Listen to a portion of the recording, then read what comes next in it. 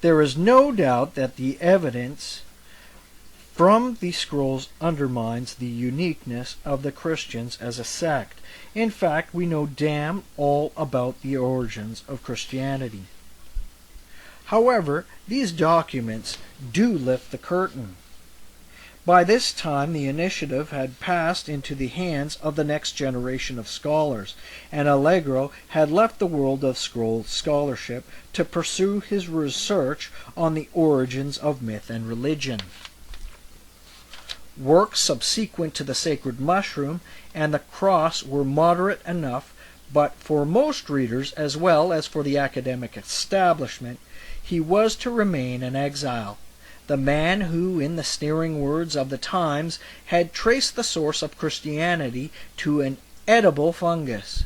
He died suddenly in 1988, no longer accepted by his colleagues, but still energetic, enthusiastic about his own philological work in progress, and optimistic.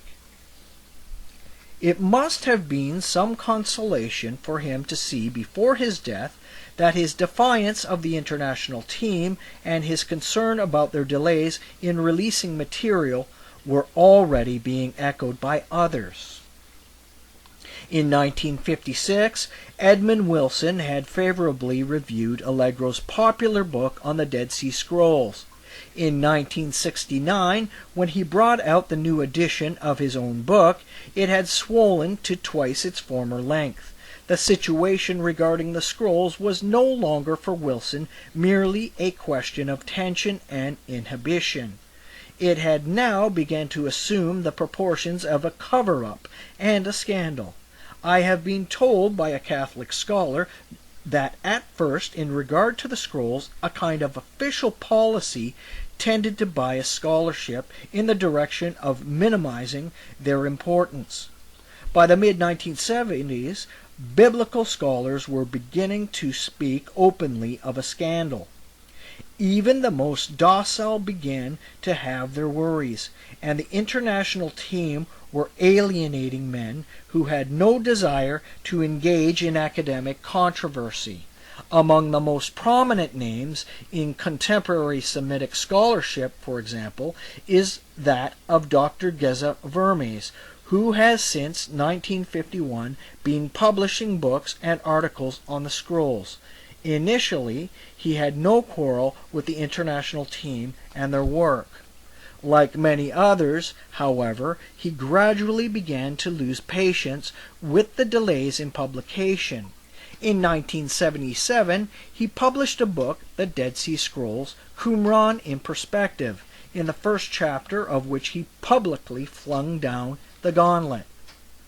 On this 13th anniversary of their first coming to light, the world is entitled to ask the authorities responsible for the publication of the Qumran scrolls what they intend to do about this lamentable state of affairs. For unless drastic measures are taken at once, the greatest and most valuable of all Hebrew and Aramaic manuscript discoveries is likely to become the academic scandal par excellence of the 20th century. True to form, the international team did not deign to take any notice. Nearly a decade later, in 1985, Dr. Vermes again called them to account, this time in the Times Literary Supplement. 8 years ago, I defined this situation as a lamentable state of affairs, and warned that it was likely to become the academic scandal par excellence of the 20th century unless drastic measures were taken at once. Regrettably, this has not happened, and the present chief editor of the Fragments has in the meantime gone on the record as one who rejects as unjust and unreasonable any criticism regarding the delay. In the same statement, Dr. Vermes praised Yigal Yadin, who had just died, for the promptitude with which he ushered into print the Qumran material in his possession. But it is also a reminder to us all, especially to those who have been tardy in responding to the challenge of their privileged task, that time is running out. In his desire to avoid undignified controversy, Dr. Vermes neglected to pursue the matter further. As before, the international team took no notice whatever of his comments. For Dr. Vermes, the situation must be particularly galling. He is a reorganized expert in the field. He has published translations of such scrolls as have found their way into the public domain, through Israeli auspices, for example. He is certainly as competent to work on unpublished Qumran material as any member of the international team, and is probably better qualified than most. Yet for the whole of his distinguished academic career, access to that material has been denied him. He has not even been allowed to see it. In the meantime, valuable evidence continues to remain under wraps. We ourselves can personally testify to vital material which, if it has not exactly been suppressed, has not been made public either. In November 1989, for example, Michael Bagent visited Jerusalem and met with members of the current international team. One of them was Father Emil Puek, the young crown prince of the École Biblique, who inherited the scroll fragments previously assigned to Father Gene Starkey. These included material labeled of unknown provenance. In personal conversation, Father Puek divulged 3 important discoveries. Number 1. He had apparently found new overlaps between the scrolls and the Sermon on the Mount, including fresh and significant references to the poor in spirit. Number 2, in the Epistle of Barnabas, an apocryphal Christian text mentioned as early as the 2nd century A.D., Puek had found a quotation hitherto untraced, attributed to an unknown prophet. The quotation, in fact, proved to have come directly from one of the Dead Sea Scrolls, thus establishing that the author of the Epistle of Barnabas was a member of, or had access to, the Qumran community and its teachings. Here was an incontrovertible link between Qumran and Christian tradition. Number 3. In the work of the 2nd century Christian writer Justin Martyr, Puek found yet another quotation deriving directly from the Qumran scrolls. "We are not hiding anything," Puek insisted adamantly.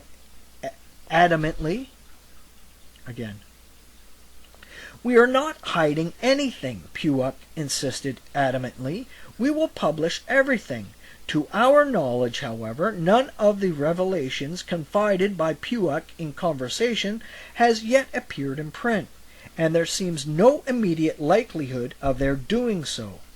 On the other hand, there has been a recent leak which offers some indication of the kind of material still being suppressed. This leak surfaced in 1990 in the pages of BAR and was confined, apparently, to an unnamed scholar whose conscience was troubling him."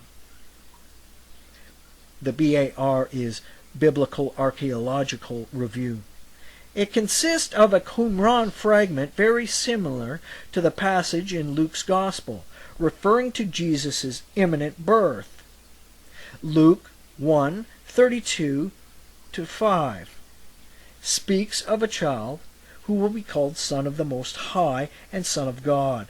The Qumran fragment from Cave 4 also speaks of the coming of someone who by his name shall be hailed as the Son of God, and they shall call him Son of the Most High.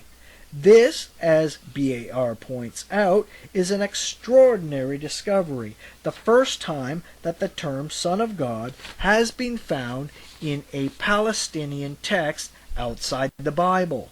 Whatever the circumstances pertaining to the release of this fragment, it derives from the corpus of material hitherto controlled and rigorously withheld. by the elusive Father Milek.